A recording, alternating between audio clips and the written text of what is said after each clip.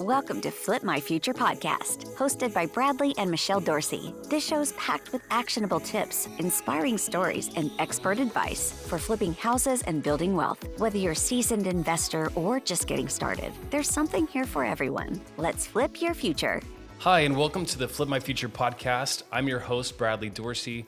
Today, I have an amazing guest. He has tons of experience in real estate, pretty much every area. He's been very involved in lending. He's flipped a ton of houses. He's super involved in the construction aspect, pretty much everything. He actually used to be the owner of a large hard money lending company, Anchor Loans.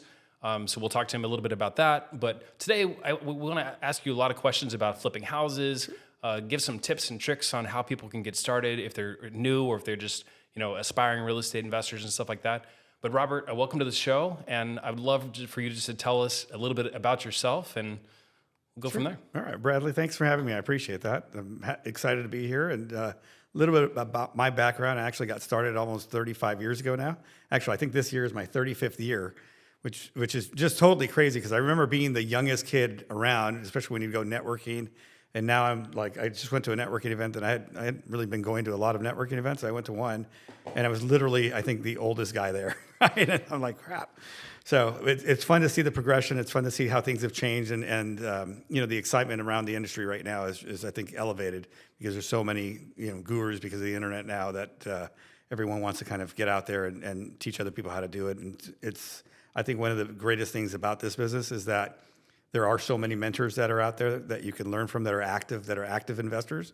And like myself, I got taught by someone who was doing it. I've always embodied that and have been very, very open about teaching people how to do things because it's the way I got started. So I think that's just, generational, just continues to happen. And as new people come in, they should learn what not to do as well. Yeah, that's amazing, Robert. And there's going to be a lot of people out there that, you talk about having 35 years of experience, and people are going to, how do you ever get to that point? Like, I asked myself that question too. So there's going to be a lot of new people, though, that, they can look at you and be, okay, well, he can do this, and he can be successful as a house flipper or as a home remodeler or whatever, because he has all of this experience. There's people that, are just getting started. Maybe they don't know how to get in the business. They don't have any financing. They just how would you tell somebody starting from zero, how would you get started? Well, listen, I mean, I was 17 years old. I was a senior in high school when I got started. And it was just a chance meeting. I was sitting at a Burger King. My best friend and I were literally just people watching, at a mall. And the guy next to me had a bunch of flyers. And one of the flyers said, buy houses with no money down. So I'm a little bit of a smart ass. And I looked at him like, well, hey, I have no money. Sell me a house. And the guy looked at me straight and he goes, it's easier to buy a house than it is a car.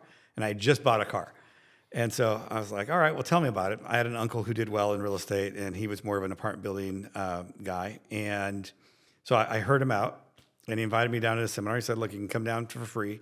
He goes, just help me set up, come down, show up at 6 a.m. And I did that and learned it. And I was like, well, this seems pretty easy. It can't be that easy. So I went out and just started door knocking. And I found him, I think, either 3 or 4 houses that first month. And he's like, well, what are you doing? I'm like, I'm just knocking on their doors. He's like, oh, all right. And that works for you? I'm like, I don't know. You tell me. Does it work? Because I didn't know if that was, I had no metrics. But I had, same thing, you had no money. And basically the best thing that happened was I found a mentor who was willing to, basically teach me and tell me what to do and what I should be saying and tweak that a little bit. Once I had a little bit of success with that, I started reading sales books, psychology books, kind of reading body language type books so that I could hone my sales skills, which I think that is probably a lost art for a lot of people, is that especially when they're getting to flipping, they're so worried about trying to, find the deal and they work on the data and all of this other stuff that they don't realize that their biggest adversary is themselves if they're not very good closers. If they don't understand personalities and how to understand or connect to those different types of personalities, then their closing rate is going to be reduced significantly. Yeah, no, I totally agree with you. And I think that, like you were saying, so many people that want to get involved in real estate, I think, it's great to read as many books as you can, learn from people, learn from other mentors. Personally, I think, I grew up in Texas and I was around a lot of people that were in real estate investing, developing, building houses, construction. I grew up in the construction business and we would work in, houses for other investors and, home builders. And I always wanted to get involved in either building houses or flipping houses, But honestly, you know, I didn't think it was possible. Like, you know, I didn't have enough money. You know, I didn't have a big enough savings account. I didn't think my credit was good enough. And the crazy thing is, I went so many years without actually even exploring the possibility of doing something because I just did not think that I could. So I held off. And then, you know, one day, you know, several years ago now, but you know, we just decided, hey, we're going to start making offers on properties. And we did, honestly, not knowing how we were going to fund it or anything. And then I started learning about hard money. I started, you know, realizing that we could bring in outside partners on our projects and split profits with them. And it was just, you know, it was amazing that we were able to use the property as a collateral. So like you said, it's actually easier to get a loan on a house than it is on a car a lot of the time. And people don't realize that. Right. And when you're flipping a house, you buy something that you're going to be able to increase value. You're going to be able to actually make a profit, you know, and then you can do this, you know, rinse and repeat over and over and over. And that's how you build net worth. It's how you increase your net worth. It's also how you can get involved in, you know, purchasing rental properties and doing something that's going to create, you know, long-term, what people call mailbox money, the reoccurring income, which is, you know, what we're doing now. We started flipping, but we're using those profits to buy other investment properties, vacation rentals, things that are bringing, you know, income on a monthly basis back to us. And we're also getting the appreciation in those properties. So I love it. Love what you're doing.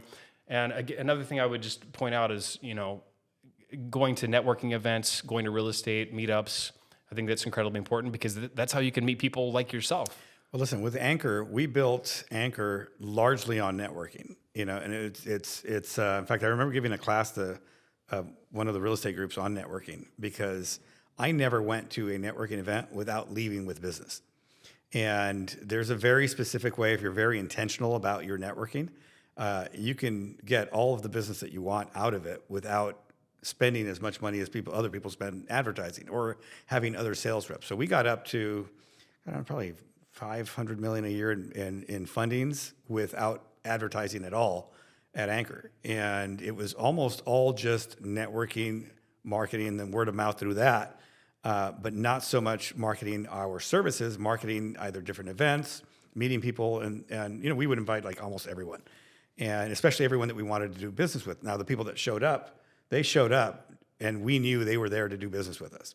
So at that point, it was kind of a qualifier, and so most of the networking events were very, very profitable. Like the actual networking event is the culmination of all of the marketing that you did to get there, and so when you show up, you've got people to network with instead of showing up and meeting a bunch of random people, just asking them for their business cards, and then you do nothing with it. The people that show up that you've invited, they're there to do business with you. Right. And so from that standpoint, that's I think a key difference from being very intentional and you know, directing your networking for a purpose versus just hey, let's see what happens. Right.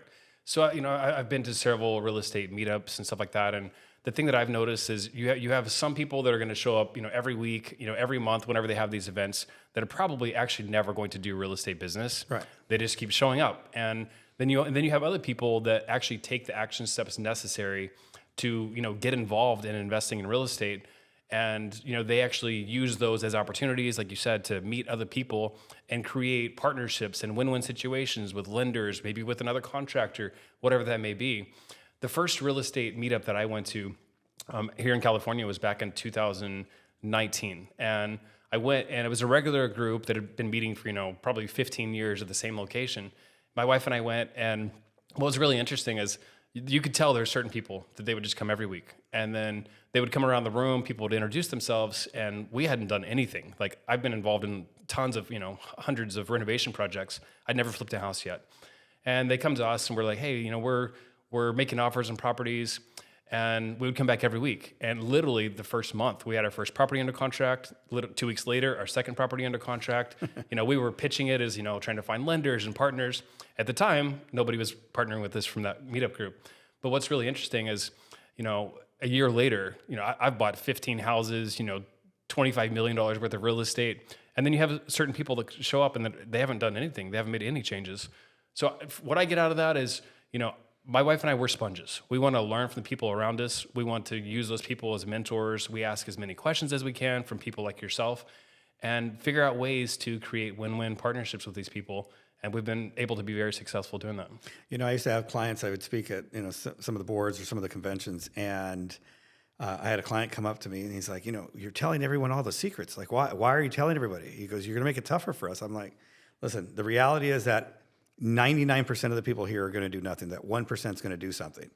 And if they can get something out of it, great. But the reality is the people, they get stuck in their way of doing business, and that's all they know, right? Like a lot of the people that we would kind of try to mentor were real estate agents or brokers, and that model, I think, it's a completely different model, and especially now with the change in commissions, that a lot of these agents are now looking at investing. So you've got this new influx of people that have been in the real estate business but haven't really flipped a property, that are now starting to see these flips go on. And it's entertaining for me when I see these flips and people post the pictures and it's their first flip, and you can really tell it's their first flip. I remember my first flip. I almost want to go back and rehab that house because it was such a crappy job. But we flipped it, we made money, and they bought it, and I think they since remodeled it. But you look at the flips and all the kind of mistakes that they make, and that's, if I can help people avoid some of those pitfalls or some of those mistakes. A lot of people would wonder why you would offer suggestions and give tips to somebody else. And I think that I noticed that too. I think a lot of people, that have experience it's almost like they're scared of the competition and they don't want to give away their secrets. But at the end of the day, I think by helping other people, that's how you can end up, being more successful yourself. And that allows you to create more partnerships with other people and be able to be, a mentor and a coach to someone else. And I think that's really rewarding. One of my biggest assets is that I've seen so many transactions that I'm always like, I approach a deal this way. I first look to see if it's a deal, right? So we're looking for the higher comps, we're looking for this. And then I do the opposite. I try to kill my own deal, right? And if I don't find enough reasons to kill the deal, then I'm like, oh, all right, let's do the deal. But a lot of times when you're doing that process, you come across reasons why, like, okay, this isn't a good deal because, it's the same square footage, but I'm right next to a freeway. And how much is that discount, right? And what will the buyer's perspective? So I really try to put my buyer cap on, and what's the demographic for the buyer in the area? If I'm that buyer in that family, or if it's a single buyer or whatever, whoever the target buyer is going to be, we decorate the house and design it to complement that lifestyle. And if they're looking at other houses that are for sale in that area, what's better about mine or worse about mine, and how do we make those adjustments? So you really take on that appraisal type mentality, even more so than an appraisal, because you're looking at all of the little minutia, with one house. Okay, this house has bifold doors. Ours, we don't have the budget for bifold doors. We're going to put in, either sliders or French doors. And someone's, some buyer who's looking at another house, and that house, they're going to assess more value to that. Appliances. Are appliances high end? Are we dropping in Viking or True, or are we dropping in, GE or something, or not putting appliances, So all of those things kind of try to come into play, with the market. It's still a business. So, you've got a budget. We're pretty good about sticking to our budgets. And a lot of times we have like our scope of work. If you're just starting, always try to get your scope of work completely 100% done with your design and everything before you start, because then you're not wondering where you're going to end up budget wise, right? You just know, like, hey, I'm going to buy these light fixtures. They're going to cost this much money, or at the very least have a dollar amount and try to stick to that dollar amount. We're pretty good about we're almost always within, I'm going to say 5% of our budget, plus or minus. And more often than not, I think we're coming in under budget now than over budget, which is great. And as long as we're, again, not more than 5% under budget, because then that means I'm passing on deals, right? Because I'm allotting too much work, and then I should be taking on a little bit more risk. But I think that's a very, very important process for us. It helps our scope of work. It helps our contractors know what's going to happen to the project overall. It has shortened our timeframes for the remodels when everyone's on the same page.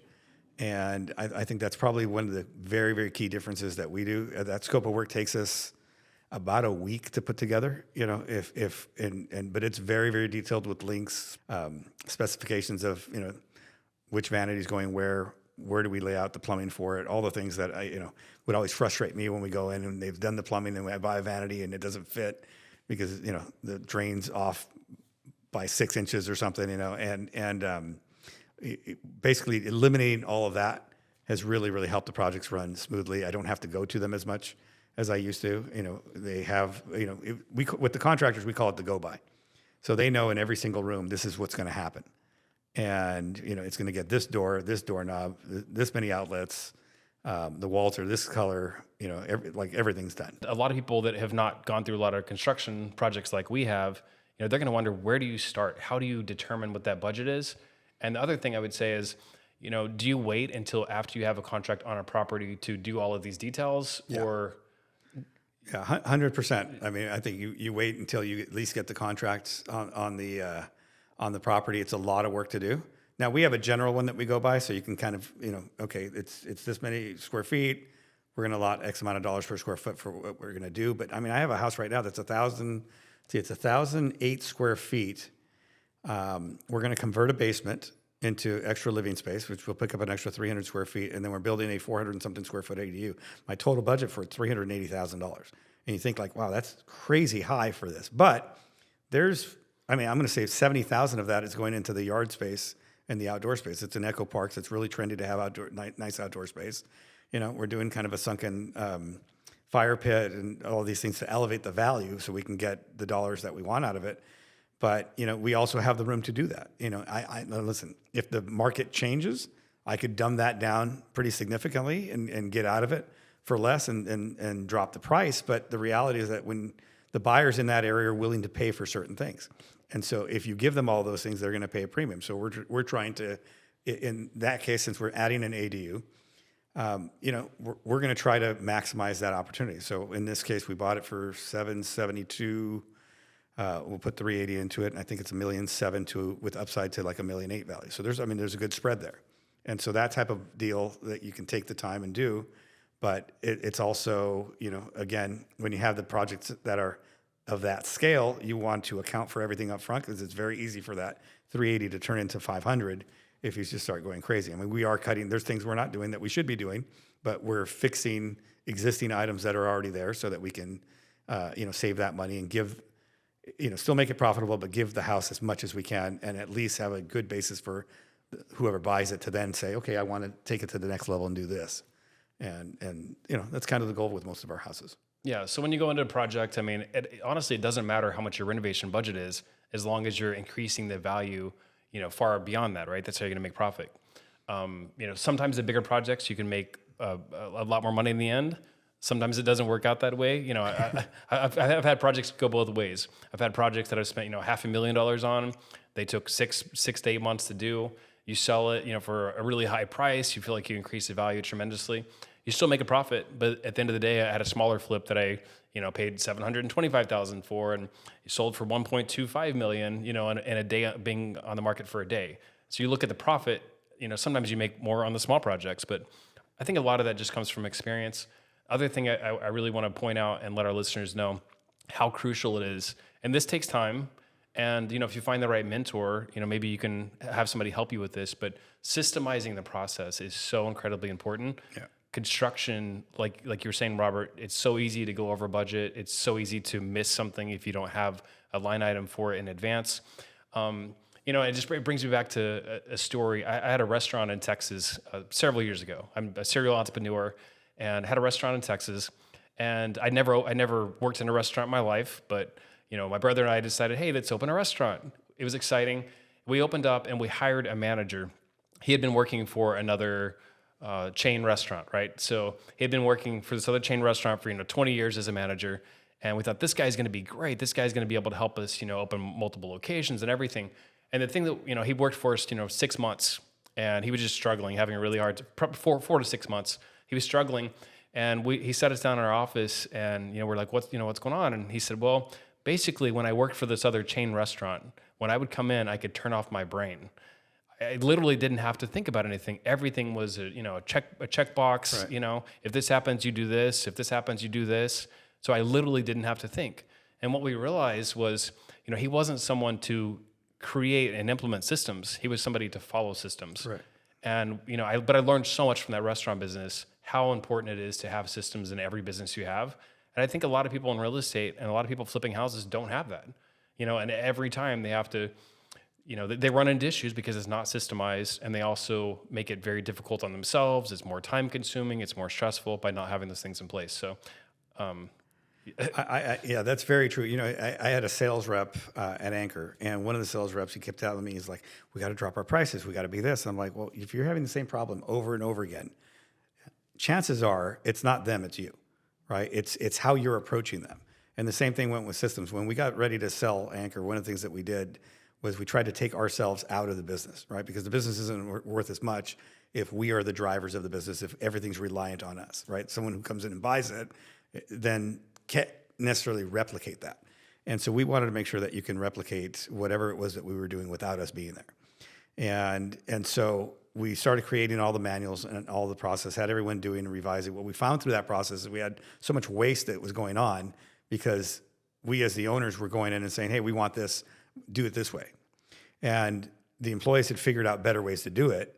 And, in most cases, those better ways were just better. In some cases, it's like, no, we need you to do it this way. And there's a reason, here's the reason. And they're like, okay, we understand. And, having those processes, we kind of attributed to like the fast food model. And the fast food model was anyone can do this job if you make the process so simple.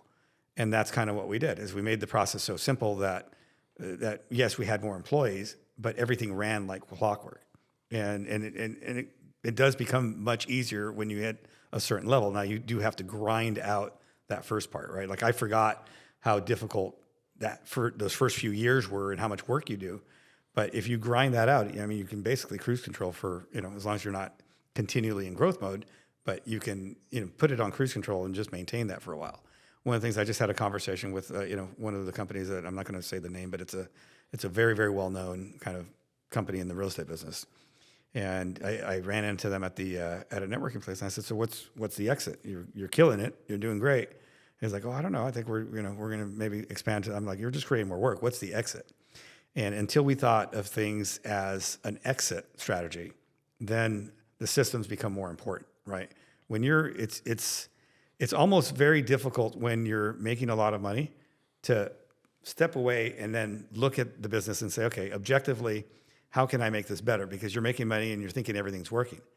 And, I consult with other hard money lenders and other kind of, I'll call them more development type flippers that are doing a scale. And one of the things that I see is especially with the hard money guys, is how much money they're leaving on the table for the benefit of ease of operation. And when they're looking to then exit or monetize or raise more money, the companies that have lent money to a lot of these hard money lenders, what happens is that they look at certain metrics, and these guys don't have those metrics in place. And it's the same thing with flip investors. When they don't have these KPIs or these, how do you judge success? Is it because you made money on a property? That's not necessarily the great way to judge success. I do everything on yield. Like going back when you were saying it, the larger rehab, maybe it's not worth it because you made so much money. And there's times where we've made more money and looked at it and it's like, wow, that wasn't really worth it. We should have just done this. And our yield would have been better because we're in and out in 90 days instead of the 7 or 8 months it might take for a bigger rehab. And so I analyze all of the projects, 3 different ways. What can I sell it for if I just get it to a financeable state? Because that's really where most of the value is added, right? We're taking houses that are not financeable, and so they can't qualify for conventional mortgages because of whatever, a roof leak, the condition, torn carpet, whatever it is, and then we get it to a financeable state. And there's a very small margin there, but you're making that money very, very quickly. In other cases, there's that mid-tier, right? Okay, well, let's fix it up a little bit nicer, and it'll sell for this much money, right? Or if you take it all the way, then it's going to sell for this much money. And there's the time value of money, there's your investment, the risk of the marketplace, the timing, right? Like if I'm doing the bigger rehabs and I'm starting them in October, November, and I know I'm going to sell them in, let's say, in April or May, okay, that's a great time to hit the market. But if I'm buying stuff in April or May and that's a bigger rehab, and now I'm going to sell it in November, December, January, I might strongly look at other ways to do that, because what most people don't realize is everyone looks at these year-over-year numbers that Case Shiller puts out, right? And it's okay, it's March to March, it's June to June, but intra the year, there's a flux of value that happens, and it's usually somewhere between a 5 to 7% gain or loss. And so if you can time it, you're almost, the market can fix a lot of your mistakes.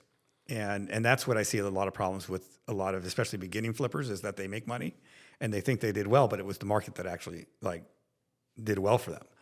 And that's not being a successful investor. That's almost speculating. So I don't like to speculate. I'm very conservative on things. I like to see that we're going to make money, and I value things. I don't look at one ARV. I look at like, okay, this is our safe number, this is our expectation, and this is the upside. And depending on when we hit the markets, we adjust all three of those so we can correctly analyze the risk that we're doing. I've always done the same thing, even when I'm a lender, because I'm also a lender. I'm a private investor for a lot of people. And when we're looking at those transactions, I look at what their profit is going to be based on that, and we'll have a dialogue about like what it is, and they'll say, well, what about this comp? And okay, if it's a longer term project, that comp's not going to be there. You're going to be at the lull of the marketplace and not at the peak of the marketplace when this one sold or that one sold, especially when the interest rates change quickly. All of those comps that were, within the comp 90-day window, all of a sudden they were, 2 percentage points cheaper.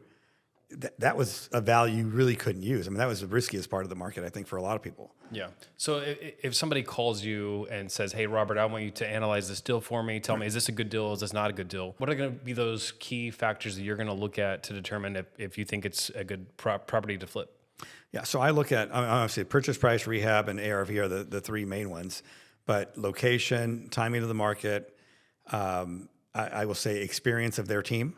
I help a lot of people kind of build their teams out so that it becomes a little bit more automated. But, these are all risk factors, what reserves they've got, how they put together their scope of work.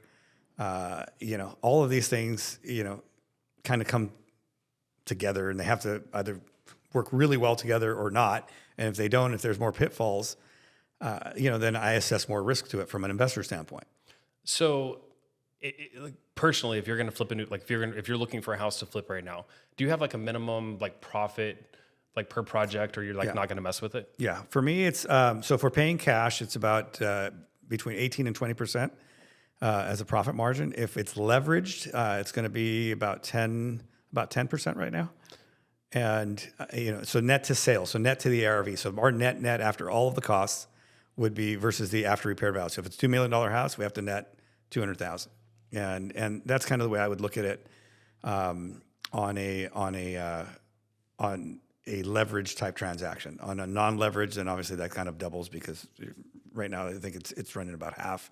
For like, I know when I write a loan, I'm somewhere between 9 and 11% for most people, and half a point to 2 points on the high side, depending on what it is and what the project is and how involved I think I might have to be, or if they're going to need help.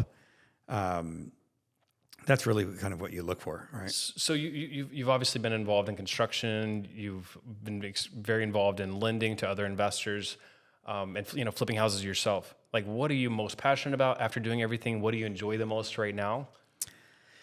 Oh God, that's a great question. I don't know. I really like the business, right? And I think the biggest fun part, or at least that I have the most fun with, is taking a deal that a lot of people have passed on and spotting an opportunity there that people missed. There's a deal that we're doing in Los Feliz right now that was put out by one of the major wholesalers that's out there, and they just missed the opportunity. So we bought it, tweaked what the process was going to be for it a little bit, and a house that, there might be $1 million in profit on a house flip. That's crazy. That everyone just missed. Wait, so did you guys hear that? So Robert's talking that there's potential to make $1 million profit on a property. You can't do that in every market. Obviously we lived in an area with high-end homes. But that's what I love about real estate is like, we're talking about, tens, maybe hundreds of thousands of dollars in potential profit, or even into the millions, depending on what type of property that you're doing, which is really cool. Well, the funny thing is this is only a $2.4 million house. So $1 million of that might be profit. That's like net profit, not even like, hey, gross sales like you see on HGTV. Hey, they bought it for this and they made this, but no, that's not how it works. This is like, I'm talking net. And we're like, wow, that's just crazy that everybody passed on this deal. Sometimes those are the best ones though. Right. Like there was a property in Woodland Hills, California as well that it was on a flag lot. Honestly, I pitched it to multiple, potential investor partners, different lenders, and several people turned me down. They're like, no, like it's a flag lot, too risky, whatever. that's honestly was one of my most profitable deals. We made over 300,000 profit on this one flip, in about 4 months. And we ended up selling it to a celebrity that's on a TV show on Netflix, a real estate related TV show on Netflix, which is crazy, that this person, they chose our house, and, we did something right, obviously. And so it's really rewarding to be able to basically prove other people wrong and also be successful at the same time. Yeah, it's funny with flag lots. Like as a lender, I never really liked them. As a flipper, if you set it up right and you market it, there's a lot of people that like that privacy. And so it's interesting you mentioned you sold it to a celebrity client because they value privacy and they're willing to pay more for it. And little things like we actually added like an automated, gate at the front and things, and that was several $1,000s for those things. And again, I think a lot of flippers just try to be, too cheap on everything. Right. And they don't do the bifold doors on these high-end homes. They do a slider and then whatever. And yes, sometimes the numbers don't work to do the bifold doors, but we're currently sitting in a property that is one of our renovations we're almost finished with, has 2 bifold doors. I mean, $35,000, $40,000 for these doors. Like a lot of people are you ever going to get your money back? Are you going to get that investment back with a return? And I mean, I would say 100% yes. Right. Sometimes it's not about making more profit. It's about selling the property fast. It's about having the wow factor when somebody walks in and selling it. Maybe there's 2 or 3 houses in the same neighborhood and, one house has the bifold doors, one doesn't, And so it's a lot about lifestyle and things like that. But, I think adding those extra things matter a lot. One other real quick thing I want to ask you about is, you were talking about having things systemized and having, like a lot of your finishes already pre-picked out for properties and stuff. Mm-hmm. So do you do every property the same, or is that just like your baseline and then you'll find ways to be creative with each property? So I will say that we change up just about every house, and we try to design the house out for the house that we've got. There's some things that we redo 100%, right? But I'm not doing as big of a volume as I used to. Before we were flipping, say 300 to 500 houses a year. That's crazy. But a lot of them were very short, like just get it financed while we were buying a trustee sale. Yeah. And you're quick in and out. And some of them we were just buying at trustee sale, selling to our clients, and it fed our loan business. When you look at that type of model, you have to have, like we had basically, I want to say it was 4 different looks or maybe 5 different looks. And then within each look, there were 3 different tiers. It was the low-end tier, the mid-tier, or the high-end tier version of it. So one of them might have the $600 faucets. The cheap version might have the Amazon $26 faucet. And the overall look was the same, but, some of the finishes that were more refined got elevated. Like, let's say you'd have, in a mid-tier, you might have the laminate flooring. In a high-end, you might have, engineered wood or solid wood. Mm-hmm. And so those buyers are kind of maybe more accustomed and they notice some of these differences. So we would cater to that. The landscaping was basically the same plants, but the pots were smaller, right? And whereas on the higher-end flips, the pots were a little bit more mature, so the landscaping looked like it was, there for a little bit longer. Yeah. So you can have the same looks, but if you're doing that on scale, you have to have that. Right. And then you have to buy the materials and have it on hand because you start to run low. And then if you run low, it's hard to kind of get them and wait and search. And that's a whole nother process. Yeah. And I think so much of it is just like understanding your particular market and the particular neighborhood. And it's really not that hard for anybody to figure this out. With free tools, online, you literally can go see what comps are in neighborhoods, what other properties are selling for. You can see tons of photos of other properties, right, of, the ones that recently sold. So you can really quickly figure out what buyers are looking for in that neighborhood. Right. And one thing I like to do is just, maybe everything else is pretty much the same, but do something different, like it doesn't have to be bifold doors, but it can be maybe an accent, color on a wall, or just do something that makes your property stand out. Right. It could be the front door or something with the landscaping, just something to set yourself apart from other people. We're currently renovating some properties in Palm Springs.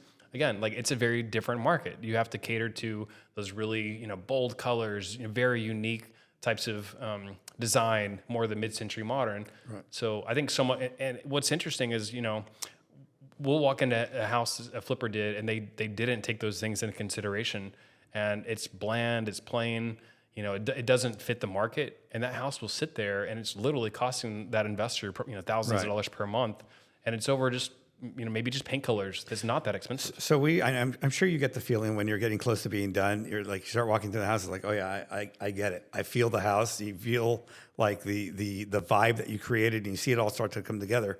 That's one of the things that we've always tried to do, is that when we design a house out, we try to have that feel when people are walking through. That, let's say if they're looking at other homes that other investors did, they don't know why they like our house better, but they like our house better.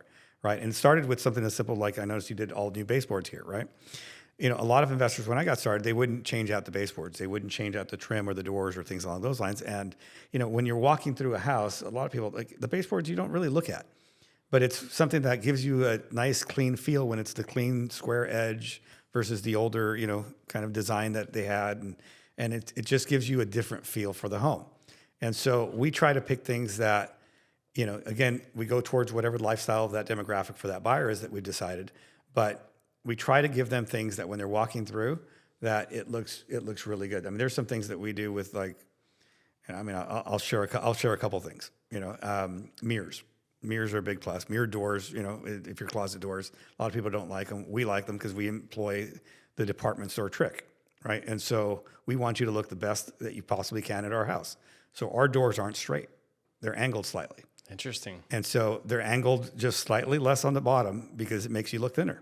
Oh, wow. And so when people are walking through the houses and they feel good, I can't tell you at open houses how many people just pause and they stop and they check themselves out. And it's basically an old Broadway got in trouble for doing it was their mirrors in their changing rooms were changed out at the bottom. If you look at Nordstrom's mirrors, they still do that. Oh, wow. The mirrors hang at an angle. And it's because you look better in your clothing and whatever when you have that angle. So we learned from that, and we're like, oh well, let's do the same thing, and kind of employ one of those. It's a subconscious level, but if you feel better about yourself in our house, that's gonna transfer to you liking our house better. Yeah, that's a really cool trick. I've never heard that before. Robert, you've given us so much good information. Again, you have so much experience, way more experience than I do. I look up to you tremendously. Thank you. I really appreciate you being on the show. One of the things I would definitely want to let our listeners know is how can they connect with you? How can they follow you? How can they find you? How can they work with you? Sure. Yeah, I'm on Instagram and Facebook. Instagram, it's at Robert Fragoso Jr. or Robert, I think it's _Fragoso _Jr. It's just JR for Junior is the best way to probably reach out to me via text message. I have a search number that kind of goes to either myself or my assistant, and that's 949-572-4468. If I can help, I love helping people. I love networking and meeting new people and really guiding them through their journey of investing, just like I was. That's awesome, Robert. Again, thank you so much for being on the show. I definitely want to have you back on because I feel like we could just go on for hours talking, but I don't want to keep you forever. Thank you so much for being here. Again, this is the Flip My Future podcast. I'm your host, Bradley Dorsey. Today we had an awesome guest, Robert Fragoso, and super excited to have him here. And if you like the show, definitely click the like button, follow us, give us a 5-star review. We sure would appreciate it. We're a relatively new show, and we want to be able to help a lot of people. We're passionate about real estate. We're passionate about helping others, and we want to help you too. Thank you for tuning in to the Flip My Future podcast. We hope you found today's episode insightful and inspiring. Remember that whether you're a seasoned investor or just starting out, the journey to financial freedom begins with taking action. Be sure to subscribe for more actionable tips and expert advice on flipping houses and building wealth. Together, let's flip your future and unlock your full potential. Until next time, take care and happy flipping.